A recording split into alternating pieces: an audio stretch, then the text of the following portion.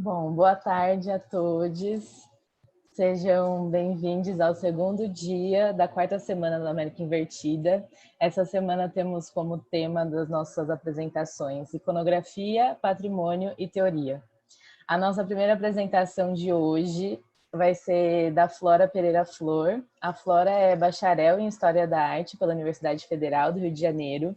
Ela é mestre em artes visuais pelo programa também vinculado ao UFRJ e doutoranda em artes visuais pelo programa de pós-graduação em artes visuais da UFRJ. Flora está vinculada ao projeto de pesquisa coordenado pela professora doutora Sônia Gomes Pereira, intitulado A Historiografia da Arte no Brasil, os modelos europeus e os dilemas em torno da cultura nacional. Hoje a Flora vai nos apresentar seu trabalho intitulado As Cópias Pintadas do Museu Dom João VI e o Ensino Acadêmico de Artes na Academia Imperial de Belas Artes e Escola Nacional de Belas Artes do Rio de Janeiro. Nós damos as boas-vindas à Flora e agradecemos a participação neste evento da Rede Latino-Americana de Estudantes de História da Arte. Qualquer pergunta que vocês tenham, pode fazer pelo chat aqui do Zoom ou pelo comentário no Facebook e no final teremos um tempo destinado a estas questões. Hola, les damos la bienvenida a esta segunda jornada de nuestra mesa Iconografía, Patrimonio y Teoría. La primera presentación de este domingo será de Flora Pereira Flor.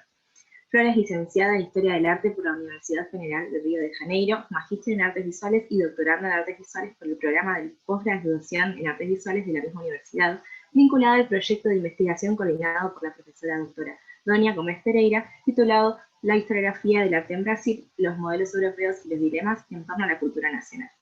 Presentará su trabajo de hoy titulado Las copias pintadas del Museo de João VI y la enseñanza académica de artes en la Academia Imperial de Bellas Artes y Escuela Nacional de Bellas Artes de Río de Janeiro.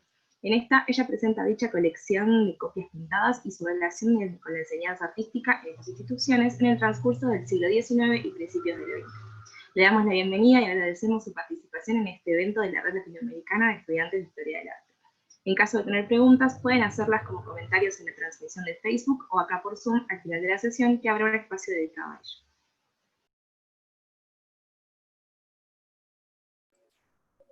Obrigada. Agora deixamos a fala com a Flora. Olá, boa tarde, ou boa noite. Eu vou apresentar o trabalho hoje, que ele me acompanhou na realidade desde a pesquisa de iniciação científica até o mestrado. A minha orientadora foi a professora doutora Sônia Gomes Pereira, que continua me orientando no doutorado, e o projeto estava vinculado a um projeto de pesquisa anterior dela, que estudava justamente a formação do artista na Academia Imperial de Belas Artes e na Escola Nacional de Belas Artes. Bom, então, a comunicação de hoje, ela é intitulada As Cópias Pintadas do Museu Dom João VI, mas antes, eu só queria agradecer a toda a organização da Rede Leia pelo aceite, pela proposta de fazer esse evento online durante a pandemia, que a gente sabe que é muito importante a gente continuar trocando informações, conhecendo novos pesquisadores, e agradecer a todos que estão assistindo agora de forma sincrônica e que assistirão depois de forma assíncrona. Bom, então vamos lá?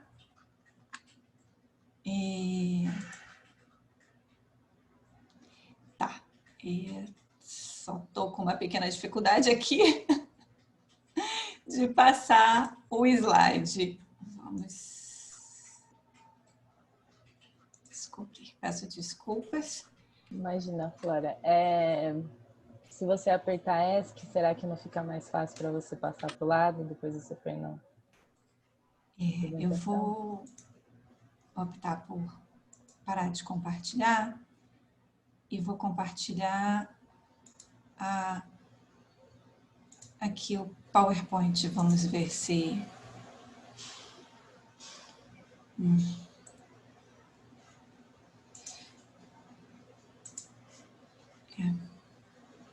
Pelo visto. Vamos lá.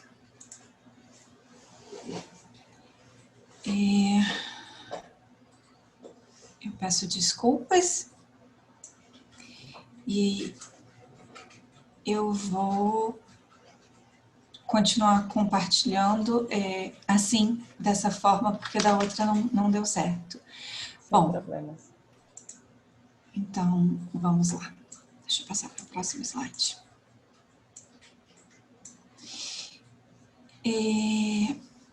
Então, eu vou falar um pouco sobre a academia e sobre a escola, né? E aí eu achei importante começar dizendo que foi uma instituição que teve vários nomes. Então, quando o Le Breton apresentou o projeto de fundação de uma instituição de ensino, e é importante dizer que era um ensino das belas artes, mas também um ensino voltado para as artes técnicas. Então, seria uma academia e uma escola. Ela recebeu o nome de Escola Real de Artes e Ofícios, quando foi criada pelo Dom João VI, a partir do projeto de Le Breton. Ainda numa fase que não estava funcionando, ela passou por uma outra denominação, que foi Real Academia de Desenho, Pintura, Escultura e Arquitetura Civil. E essa denominação perdurou entre 1820 a 1824. Posteriormente, ela foi chamada de Academia Imperial de Belas Artes, que é um nome que a gente já usa e vê bastante, quem pesquisa esse período da instituição, né, que é sediada aqui no Rio de Janeiro. E vai de 1824 até 1890. A academia começa a funcionar regularmente em 1826. E aí a gente tem uma nova denominação em 1890, que já é o período republicano, e ela passa a se chamar, então, Escola Nacional de Belas Artes. Essa denominação acompanha a instituição até 1966, e depois ela recebe o nome, que é o nome atual, Escola de Belas Artes, que nos acompanha até hoje em dia. Então, em 1937, o acervo que foi formado dessa instituição, desde sua fundação até 1937, ele é dividido entre duas instituições, a Escola Nacional de Belas Artes e o recém-criado Museu Nacional de Belas Artes do Rio de Janeiro. Então, a gente costuma dizer que a parte do acervo que era mais didática, aquela que ficava nas salas de aula, nas oficinas, ficou com a instituição, com a escola. E aquela que era mais significativa da história das Belas Artes no Brasil, ficou com o Museu Nacional de Belas Artes.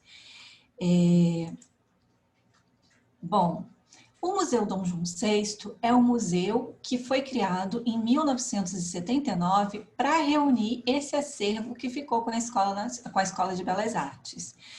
Ele é um museu universitário, ele é organizado como uma reserva técnica visitável. Atualmente, ele se encontra fechado. Em 2016, o prédio onde ele é localizado, que a gente chama de prédio da reitoria, popularmente, o edifício foi construído para sediar a Faculdade de Arquitetura e Urbanismo, cedia também a Escola de Belas Artes e parte da reitoria da Universidade Federal do Rio de Janeiro. Ele sofreu um incêndio em 2016, no 8º andar. O incêndio não atingiu as obras do museu, mas parte do prédio está fechado para reforma e inclui o museu. O museu ele continua com a sua atividade de pesquisa e extensão de forma remota, com divulgação no Facebook, no Instagram, através de um projeto de extensão. E ele reúne uma coleção muito ampla, formada por outras pequenas coleções, vamos dizer assim. Então, a coleção Ferreira das Neves, que foi fruto de uma doação de um colecionador, a coleção Renato Miguez, que também foi fruto da doação da família do professor Renato Miguez, é uma coleção de arte popular, ele era professor da instituição. A coleção de referência têxtil e vestuário, que foi uma coleção montada pela professora e pesquisadora Maria Cristina Volpe, que trabalha com a parte de indumentária e moda, e a coleção didática, onde se insere o que eu chamo de coleção de cópias pintadas, que a gente vai ver um pouco mais aqui hoje. Bom, e o que constitui essa coleção didática? São obras vinculadas ao processo de ensino e aprendizagem. São desenhos, estampas, moldagens, esculturas, medalhas e pinturas. Dentre as pinturas está um conjunto de cópias pintadas de obras de arte, predominantemente europeias.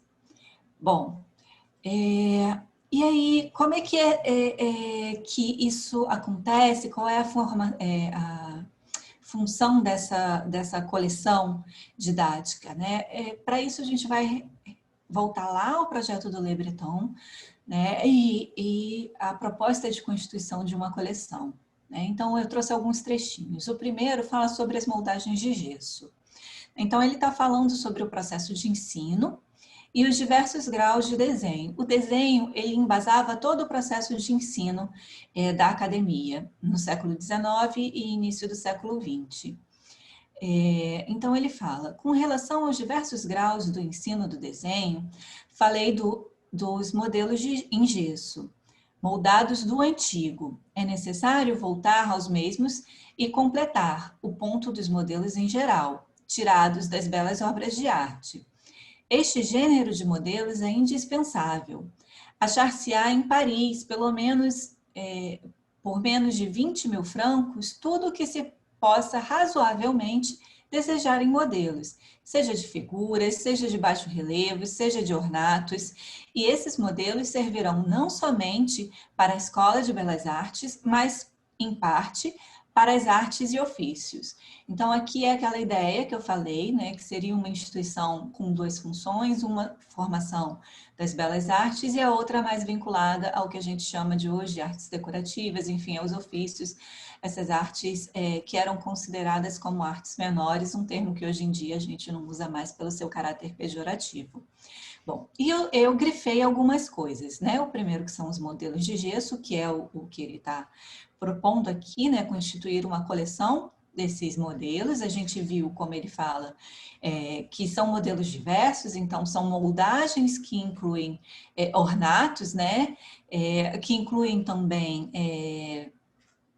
moldagens de esculturas, enfim, de figuras humanas, baixos relevos, e tem uma outra palavra que eu sublinhei, que é moldados do antigo. O que significa isso? São modelos que são feitos a partir de obras da civilização greco-romana, né? Que eles consideravam os antigos. Então, seguiam essa tradição da arte clássica, vamos dizer assim. E aí ele fala, né, o ponto dos modelos em geral tirado das belas obras de arte. Então aqui eu chamo a atenção para essa vinculação também com a arte antiga, também com essa concepção de belo, né, a vinculação com o belo ideal. E é importante dizer, né, que eu tirei essa passagem de uma transcrição que o Mário Barata faz desse manuscrito do Le Breton e que foi divulgada na revista do ISFAM, que hoje em dia é IFAM, e está disponível online. Eu peço desculpas por não ter colocado aqui o link, mas vocês conseguem encontrar online. O segundo trecho que eu trago do projeto do Le Breton, ele fala sobre as pinturas. Então, ele fala, é igualmente necessário possuir modelos para pintura, pois cada pintor estudou os grandes modelos de sua arte e se esforçou para deles apanhar alguma coisa, mas nenhum pintor que ensina pode substituir-se às obras dos grandes mestres. Pelo contrário, os professores, de alguma maneira, delas têm tanta necessidade quanto os alunos, para demonstrar os princípios e, a fim de se sustentarem a si próprios. Sem isso, nem o mais hábil impediria um estabelecimento de ensino a cair numa maneira qualquer que tornaria um vício geral da escola, caso os alunos só tivessem diante dos seus olhos os seus quadros. Aqui a gente vê que o Le Breton, quando faz essa proposta, ele já tem a preocupação, né? O Le Breton, ele tinha uma vivência no sistema de ensino acadêmico francês. Então, ele faz uma reflexão sobre o que deu certo, o que deu errado no sistema francês, e ele mostra que essa preocupação em não desviar dessa tradição, né, que é a tradição que ele fala que é dos grandes mestres. Então, que são justamente esses modelos que eles consideram ideais, mais fiéis a essa tradição. Então, ele fala que é importante não só para que os alunos aprendam vendo esses modelos, estudando a partir desses modelos, mas também para que os professores não somente tenham como instrumento didático, mas tenham como uma guia, né, para a sua própria produção, para não se desviar desse modelo, para não se desviar dessa tradição. E aí, seguindo a mais, o mestre tem, talvez, tanta necessidade quanto os alunos de ligar-se, ele próprio, aos modelos que o inspiram, o retificam, o impedem de desviar-se. Aliás, terminada a aprendizagem, resta ainda ao jovem pintor a tarefa de dar ao seu talento um caráter, uma fisionomia. E como faria se somente os quadros de seu mestre e aqueles que o acaso lhe oferecesse aqui, em número demasiado pequeno, e talvez ainda não fossem suficientemente clássicos? A gente vê novamente aqui essa preocupação com o desvio, né? É, portanto, necessário reunir quadros de diversas escolas, telas que possam servir às lições práticas, como demonstração, ao mesmo tempo em que guiem e mesmo inspirem os professores. Bom, esse último grifo, ele fala especificamente sobre as escolas, um conceito cunhado por Lanzi, né, e que Lanzi fez esse conceito principalmente olhando para a produção pictórica da Itália. Ele identificou algumas escolas regionais, então a escola veneziana, a escola flamenga, que teriam características distintas. E esse modelo depois é ampliado para o que a gente fala de escolas nacionais, para se pensar a tradição artística europeia, né? Então, a gente vê a escola flamenca e outras escolas. Então, aqui a gente vê essa vinculação a esse pensamento historiográfico que o Le Breton está trazendo nessa proposta, e esse pensamento historiográfico das escolas, ele vai permanecer com outros diretores e outros professores da Academia Imperial de Belas Artes, e ele vai guiar, de certa forma, a constituição do acervo da instituição. Então, eu vou passar para um segundo ponto, que é a cópia no ensino acadêmico, né? Nesse processo de formação do artista. Então, aonde a cópia estava inserida, né? A cópia estava inserida no próprio modelo de ensino acadêmico, que era baseado no processo de desenho, né? Então, o desenho era feito a partir da cópia, e aí a gente tem as várias etapas, a gente tem a etapa do desenho feito a partir das estampas, depois a gente tem o desenho feito a partir das moldagens, eu vou falar um pouco disso daqui a pouquinho. Ela também estava vinculada ao processo de aprendizado mecânico, né? Então, a partir do momento em que você copiava, né, você treinava a mão nesse fazer artístico, mas também de um processo intelectual. À medida que você copiava, você solucionava uma série de questões que são do próprio fazer, né? E você aprendia uma série de conceitos a partir daquela imagem e a partir do exercício da cópia. Ele também está vinculado ao processo de formação do olhar. Então, quando o aluno tinha contato com as estampas, com as moldagens, com enfim, as cópias pintadas também, né, as pinturas, ele estava formando o olhar dele, né? Ele estava impregnando o olhar para aquela tradição artística europeia que era considerado um modelo clássico e ao qual, teoricamente, todos os artistas deviam seguir. Então, um modelo de ensino acadêmico, né, ele tem essas etapas de formação. Na Academia Imperial de Belas Artes e no início da Escola Nacional de Belas Artes, tinham 3 fases comuns, né, que eram pautadas no desenho. Então, o ensino da pintura, da gravura gravura em metal e pedras preciosas, e da escultura, ele tinha esse núcleo de formação comum. O ensino da arquitetura, ele era feito à parte, ele tinha o que a gente chama de hoje de uma grade curricular à parte. E essas etapas, elas começavam na cópia das estampas, como eu já falei, depois ia para a cópia das moldagens, em seguida ia para o modelo vivo, o que a gente chama de cópia do natural, né? E por fim, os artistas entravam na sua formação específica, onde eles copiavam a partir daquilo que era específico da sua técnica, que no caso da pintura vai ser as cópias pintadas. Então, vão ter obras de arte consideradas modelos e os alunos vão fazer essas cópias.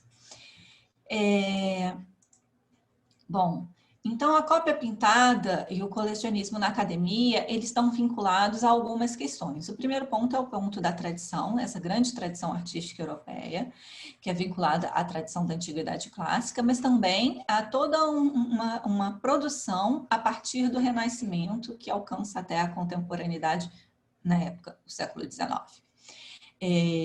Também vinculada a esse conceito de escolas regionais que pautava a organização e a aquisição, enfim, o projeto de constituição do colecionismo da academia. Ela é vinculada à questão do ensino, à formação do artista, mas também é vinculada à questão da formação do olhar do público, porque essas cópias pintadas, elas eram exibidas nas exposições gerais de belas artes.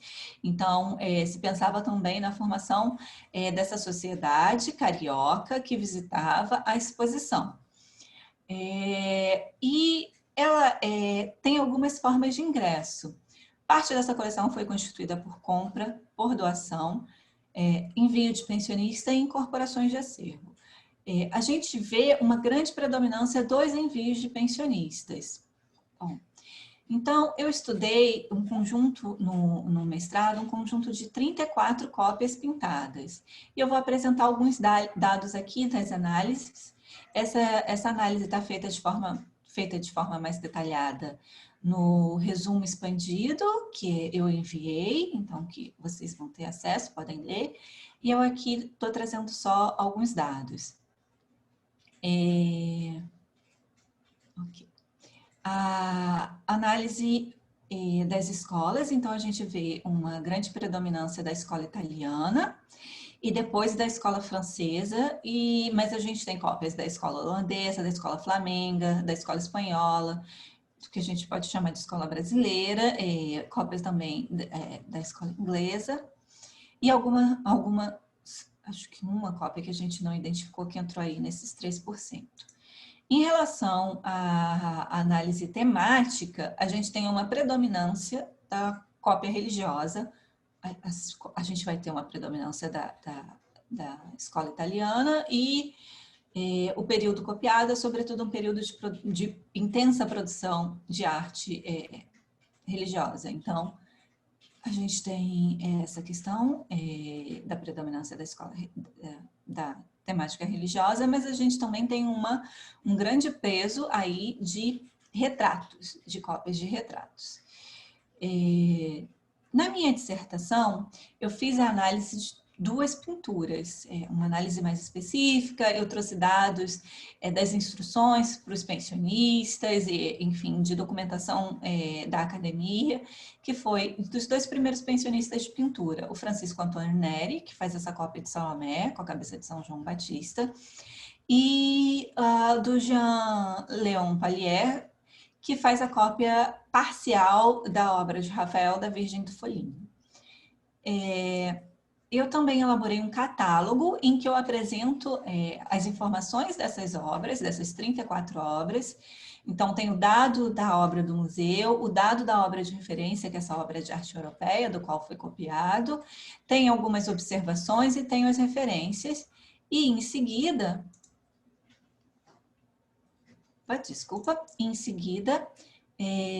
eu apresento a imagem da obra do Museu Dom João VI e a imagem da obra europeia. Aqui eu vou entrar num outro ponto, que é o intuito dessa cópia, né? Então, a gente tem cópias com intuitos diversos. A gente vê aqui que essa cópia é cópia de um detalhe, né?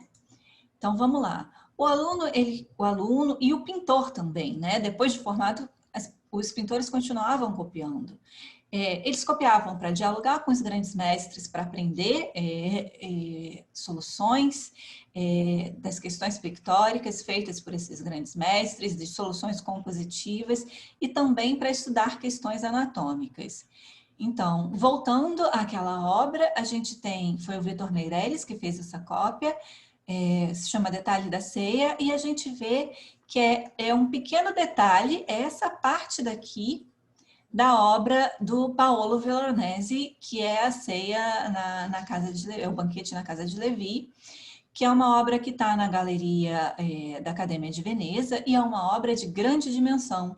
E o Vitor Meirelles faz uma obra pequena e ele está basicamente interessado aqui nesse movimento corporal, nesse movimento das cabeças. É um estudo bem pequenininho, é um detalhe. Eu apresento aqui uma outra obra do Vitor Meirelles, também, uma outra cópia, que também é da Galeria de La Academia. Eu falei que a anterior estava numa parede, desculpa, essa que está numa parede, que é de grande dimensão, que é a apresentação da Virgem no templo. E aqui a gente vê, da esquerda é a do Vitor Meirelles e a da direita é a obra do Tiziano Vecellio. A gente vê que o Vitor Meirelles, ele copiou toda a estrutura compositiva do quadro, mas ele fez uma cópia diminuta e ele não está preocupado, ele está preocupado justamente com essa estrutura compositiva do quadro. Ele não está preocupado com os detalhes, ele não está preocupado com a pincelada, e a gente vê que aqui, inclusive, tem, por conta do tamanho diminuto, tem simplificações, né? Eu trouxe só um detalhe aqui do rosto, para a gente comparar como é esse processo de simplificação. E uma outra obra que eu trago é do Rodolfo Amoedo, o Tronco Masculino, que é cópia de uma obra que está na Academia de Beaux-Arts de Paris, que é do Pagnest, que é um torso, né? É um estudo anatômico, e é um estudo anatômico muito famoso no século XIX, e a Academia pede para Rodolfo Amoedo, enquanto pensionista em Paris, copiar essa obra. A gente vê que aqui ele tem uma preocupação em copiar até os detalhes da pincelada, vou mostrar para vocês. Então, aqui é a obra do Pagnest e aqui é a obra do Amoedo. A gente vê nesse detalhe daqui da pincelada, do empastamento da orelha, como que um artista teve essa preocupação. Por fim, eu vou só deixar algumas indicações aqui de trabalhos que eu fiz como desdobramento dessa dissertação. Então, na dissertação tiveram 3 obras que eu identifiquei durante a dissertação, que foram identificações novas, né? Eu não tinha identificado durante o período da graduação. A primeira, a cópia do Museu Dom João VI é essa. É um retrato de Johann VIII, de Nassau-Siegen. Ela foi feita a partir dessa obra daqui, que hoje pertence ao Museu Nacional de Belas Artes, mas que anteriormente pertencia à instituição, Escola Nacional de Belas Artes, e que veio com Dom João para o Brasil. E tem, desculpa, essa daqui é a obra do Museu Nacional de Belas Artes, essa daqui tá na galeria, tá na galeria de Liechtenstein, né, na coleção de Liechtenstein,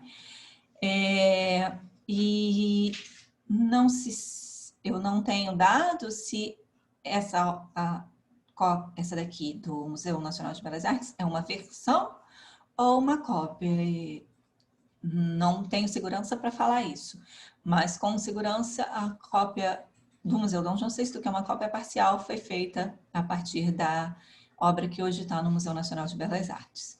E uma segunda identificação é esse retrato de Cláudio Lamoral, que também está no Museu Nacional de Belas Artes e também foi feita uma cópia parcial, que hoje em dia pertence ao Museu Dom João VI.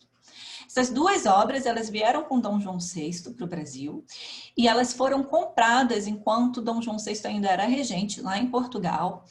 E elas foram compradas de um colecionador, de uma família que tinha esses dois retratos, e esses dois retratos dialogam, vamos dizer assim, porque eles têm um vínculo familiar, né, através de um casamento. E foi muito interessante o processo de pesquisa e de chegar a todas essas informações. Eu apresentei um artigo na ANPAP, que está publicado nos anais da ANPAP de 2018, que se vocês tiverem interesse, vocês podem ler. E a terceira obra é o Violinista. Ele era intitulado, essa obra daqui, do Museu Dom João VI, Autorretrato de Rafael. Durante muito tempo foi atribuída essa obra ao Rafael, mas no século XIX, o crítico de arte Giovanni Morelli reatribuiu a obra original, né? Que eu só tenho uma foto aqui dela, que é uma imagem de um catálogo, melhor dizendo, que ele reatribuiu a Sebastiano Del Piombo. Uma história interessantíssima, de uma venda de uma coleção, de parte de uma coleção que não poderia ter sido feita, que resultou num processo judicial, e essa obra sai de forma ilegal da Itália, e hoje em dia ela sai da Itália, é comprada por uma família na França e ainda continua, que é a coleção de Guinness Rothschild. Tem um vídeo que eu produzi no contexto do projeto de extensão do Museu Dom João VI, que está disponível na página do YouTube, na página do Museu Dom João VI no YouTube, e o link está aqui para vocês. Eu recomendo assistirem também, é um videozinho curto de 6 minutos. Para terminar, eu deixo só, além dessas referências, algumas dicas para vocês acompanharem. Então, a página do Facebook do Museu Dom João VI, o perfil do Instagram, no Museu Dom João VI, onde a gente, através do projeto de extensão, divulga o acervo do museu, o canal do YouTube, que tem algumas postagens também, do Museu Dom João VI, e um canal da professora Ana Kant. E aqui eu faço a indicação desse vídeo em específico, que é o Historiador da Arte como Detetive, em que ela fala de duas outras obras que são cópias parciais de uma obra de arte europeia. É isso. Muito obrigada. Obrigada, Flora, pela apresentação. A gente recebeu aqui alguns elogios, pessoas gostaram da sua apresentação e a gente tem algumas perguntas para fazer. Eu vou começar com a pergunta da Ana Kant, que ela fez um comentário assim: a fotografia do tronco de Pagnès, gente, desculpem meu francês, da École des Beaux-Arts, foi feita pela Flora? E aí ela complementou: já ouvi comentários dizendo que a cópia feita pelo Amoedo é melhor que a pintura original. Se Flora viu a original, eu queria saber a opinião dela. Eu vi a original, sim. Foi uma sorte daquelas de pesquisadores inimagináveis. Ela está na reserva técnica da Beaux-Arts, e eu dei sorte porque o conservador, na época, era responsável pela coleção, né, pela reserva técnica, enfim.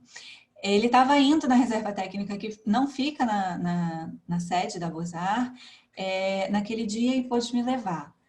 Foi uma sorte muito grande. Eu não diria que é melhor do que o original, não. Eu diria que é difícil a gente falar de questão cromática, né, de cor, quando a gente não tem as duas obras ali lado a lado. Mas a minha impressão é que há um pouco mais de vermelhidão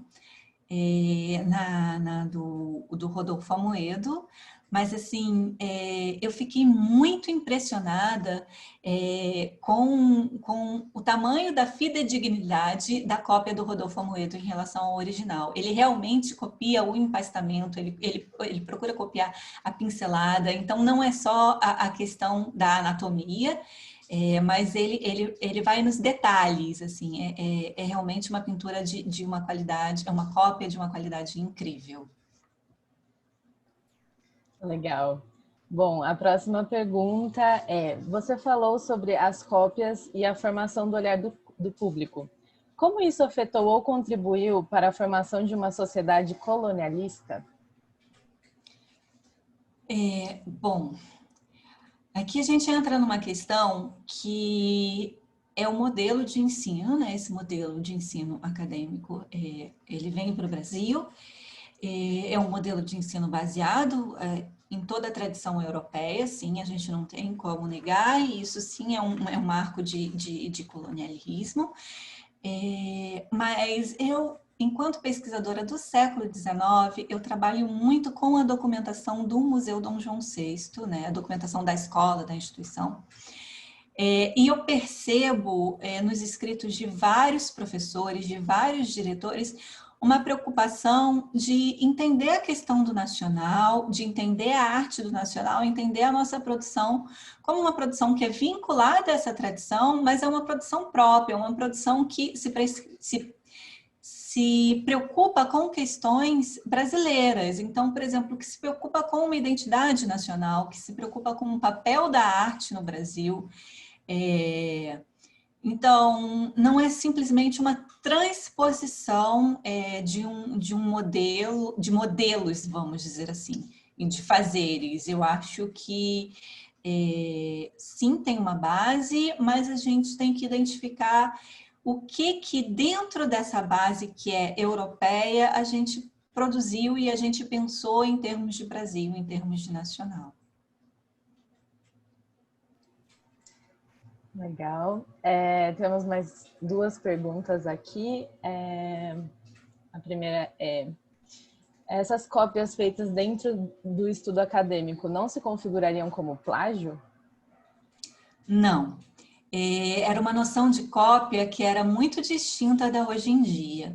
Inclusive, assim, quando a gente estuda a história da arte europeia, né, a gente vê que tem muitos casos de uma pintura que ficou muito famosa e que o próprio artista fez uma outra versão para um rei, para um príncipe, enfim, para alguma pessoa de alto poder aquisitivo que gostou daquela obra e queria na sua coleção.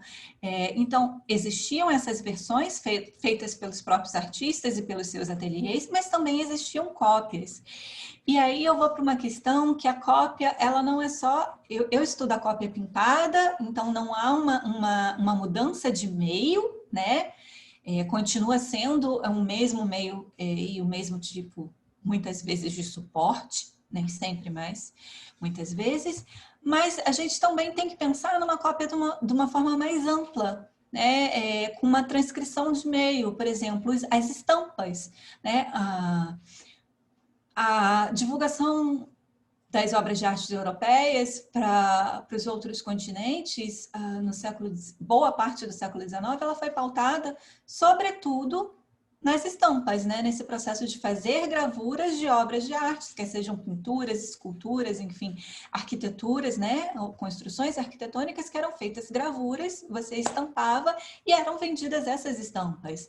Né? Então, até no próprio sistema colonial, tem muitos pesquisadores que se dedicam a identificar esses modelos que a gente encontra presentes nos tetos, nas decorações das igrejas, né? E que a gente vê que são reverberações de obras de artes europeias. Então, a cópia ela funcionava nesse sistema amplo de divulgação da imagem. Bom, agora vamos encerrar as nossas perguntas com a pergunta do Alberto. E ele perguntou assim: as simplificações que os alunos faziam eram indicadas pelos professores ou tinham liberdade para decidir? Obrigada. Por nada. Bom, professor Alberto, enquanto pintor, vamos dizer assim, que está estudando um artista, você poderia fazer simplificações, enfim, depende do que você está querendo ali com aquela cópia. Então, eu acredito que era parte desse processo mesmo de estudo deles, né? Então, quando era uma cópia de tamanho diminuto, que era mais para um estudo da composição, você fazia simplificações. Agora, quando era uma cópia em tamanho real, vamos dizer assim, que nem a do Rodolfo Amoedo, e é uma cópia que ia servir para abastecer, né, a coleção da academia, aí muitas vezes o ideal é que você copiasse o mais fidedignamente possível todas as questões daquele artista que você estava ali dialogando e copiando. Bom, muito obrigada, Flora, pela apresentação. Tem muitas pessoas elogiando, parabenizando você. E, enfim, a gente agradece aqui em nome da rede e pedimos que vocês continuem com a gente. Daqui 15 minutos teremos mais uma apresentação, dessa vez do Andrés Felipe Rocha, para encerrar aí nosso ciclo da quarta semana da América Invertida. Obrigada a todos. Obrigada e boa noite. Boa noite, gente. Obrigada.